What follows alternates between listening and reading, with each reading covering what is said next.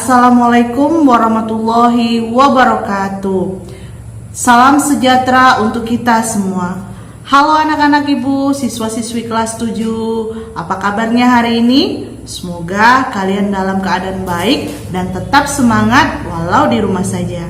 Nah anak-anak, jumpa lagi dengan Ibu Asri Apriana dalam pembelajaran Bahasa Indonesia.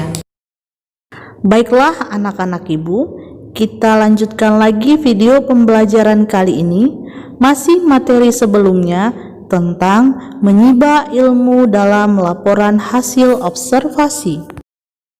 Sebelum kita membahas materinya lebih lanjut, adapun kompetensi dasar pembelajaran kali ini adalah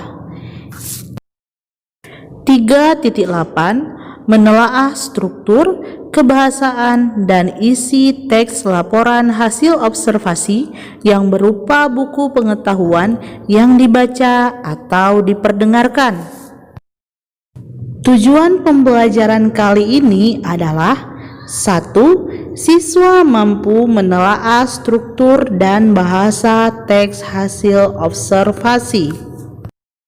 2. Siswa mampu merangkum dan menyajikan laporan hasil observasi. Baiklah anak-anak ibu, masih ingatkah kalian dengan teks laporan hasil observasi? Jadi, teks laporan hasil observasi adalah teks yang berisi penjabaran umum atau melaporkan sesuatu berupa hasil dari pengamatan atau observasi. Teks laporan observasi juga disebut teks klasifikasi karena memuat klasifikasi mengenai jenis-jenis sesuatu berdasarkan kriteria tertentu. Nah, anak-anak, teks hasil observasi bersifat faktual atau berdasarkan fakta yang ada. Baiklah anak-anak ibu, kita lanjutkan lagi materinya tentang menelaah struktur dan bahasa teks hasil observasi. Nah anak-anak, penelaah teks observasi diperlukan pemahaman dan kecermatan lebih lanjut mengenai dua hal yang selalu dilihat dalam sebuah teks, yaitu struktur dan kebahasaan teks laporan hasil observasi. Menguraikan struktur teks hasil observasi. Teks hasil observasi ditulis secara objektif dan disusun secara sistematis.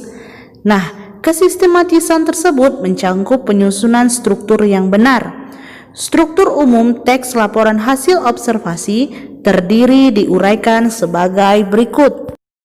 1. Pernyataan umum atau definisi umum merupakan paragraf yang memberikan penjelasan tentang objek yang tengah diamati secara rinci dan detail. 2. Deskripsi bagian. Deskripsi bagian merupakan suatu paragraf yang memberikan informasi tentang bagian dari objek yang tengah kita amati. Yang terakhir 3. Simpulan. Simpulan merupakan bagian rincian akhir dari teks, berisi ringkasan umum mengenai hal yang dilaporkan. Dalam simpulan bagian ini boleh ada, boleh tidak ada. Selanjutnya, menentukan struktur teks hasil observasi. Nah, anak-anak, berdasarkan penjelasan struktur teks laporan hasil observasi tersebut, kita dapat menentukan struktur teks laporan hasil observasi pohon kelapa seperti berikut. Yang pertama, definisi umum. Paragrafnya, pohon kelapa atau Cocos nucifera atau disebut pohon niur merupakan tumbuhan palem yang berbatang tinggi. Tingginya bisa mencapai 3 meter. Buahnya tertutup sabut dan tempurung keras. Dalamnya terdapat daging yang mengandung santan dan air. Kelapa adalah sebutan dari nama buah yang dihasilkan tumbuhan ini.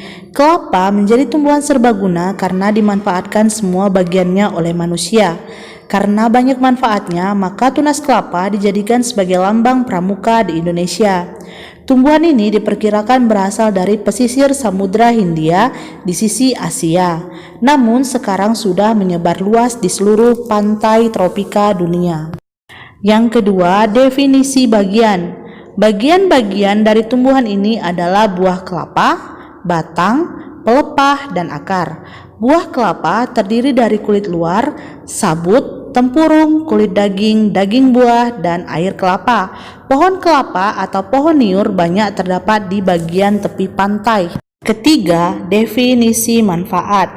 Berdasarkan penelitian yang ada, kelapa diyakini bermanfaat untuk menyembuhkan penyakit seperti TBC, luka bernanah, wasir, disentri, dan kolera. Selain itu, buah kelapa bagus untuk mengobati keracunan karena buah ini dapat menetralkan racun di dalam tubuh kita dan dapat dijadikan sebagai makanan atau minuman. Yang terakhir adalah definisi penutup. Para dokter gigi juga meyakini bahwa kelapa bisa mencegah gigi berlubang. Adapun batang pohonnya sangat bermanfaat untuk pembuatan janur, pembungkus ketupat, dan masih banyak lagi. Baiklah anak-anak, kita lanjutkan lagi membandingkan teks laporan hasil observasi dan teks deskripsi. Setelah kalian mendengarkan teks laporan hasil observasi tentang pohon kelapa, dan sekarang coba bandingkan teks tersebut dengan teks berikut. Berikut contoh teks deskripsi Tari Reog Ponorogo. Perhatikan wacana berikut.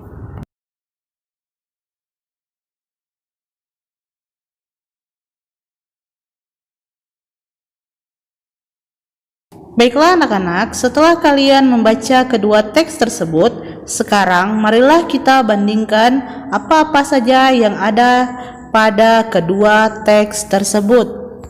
Baiklah anak-anak, adapun hal yang membandingkan pada teks laporan hasil observasi yang berjudul teks pohon kelapa dan teks deskripsi yaitu teks Tari Reog Ponorogo adalah sebagai berikut. Hal yang pertama adalah objek yang dibahas. Objek yang dibahas pada teks pohon kelapa adalah pohon kelapa secara umum, sedangkan teks Tari Reog Ponorogo adalah Tari Reog Ponorogo. Yang kedua, penggunaan istilah. Pada teks pohon kelapa sering menggunakan nama ilmiah. Contohnya, pohon kelapa adalah Cocos nucifera atau disebut juga pohon niur. Sedangkan teks Tari Reog Ponorogo adalah tidak menggunakan istilah. Yang ketiga, penggunaan bahasa. Pada teks pohon kelapa menggunakan kata-kata ilmiah dan istilah, sedangkan teks Tari Reog Ponorogo menggunakan kata-kata yang mudah dipahami. Dan yang terakhir adalah pola penyajian. Pada teks pohon kelapa menjelaskan pohon kelapa dari sudut pandang ilmiah, pembahasan pohon kelapa secara umum, sedangkan teks Tari Reog Ponorogo adalah menggambarkan Tari Reog Ponorogo sampai detail. Baiklah anak-anak, selanjutnya materi tentang menelaah bahasa pada teks laporan hasil observasi.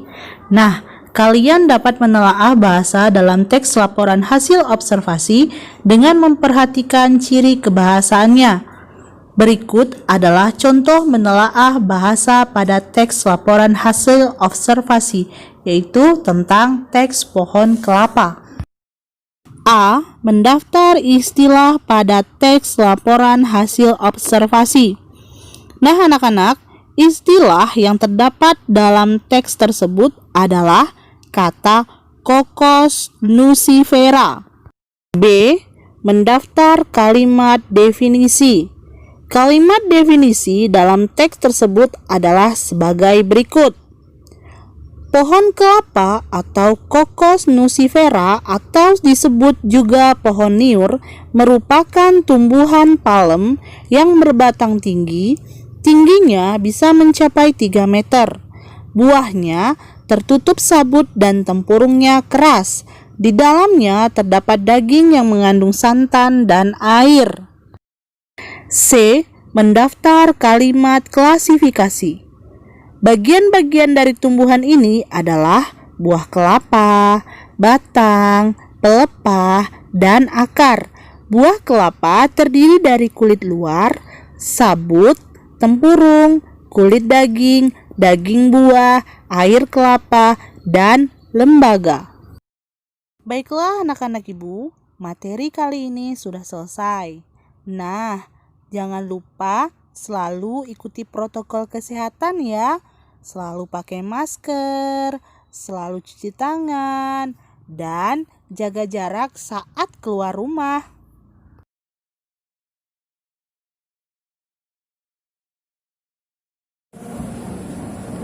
Demikian video pembelajaran bahasa Indonesia pada hari ini. Semoga bermanfaat ya. Sekian, terima kasih. Wassalamualaikum warahmatullahi wabarakatuh.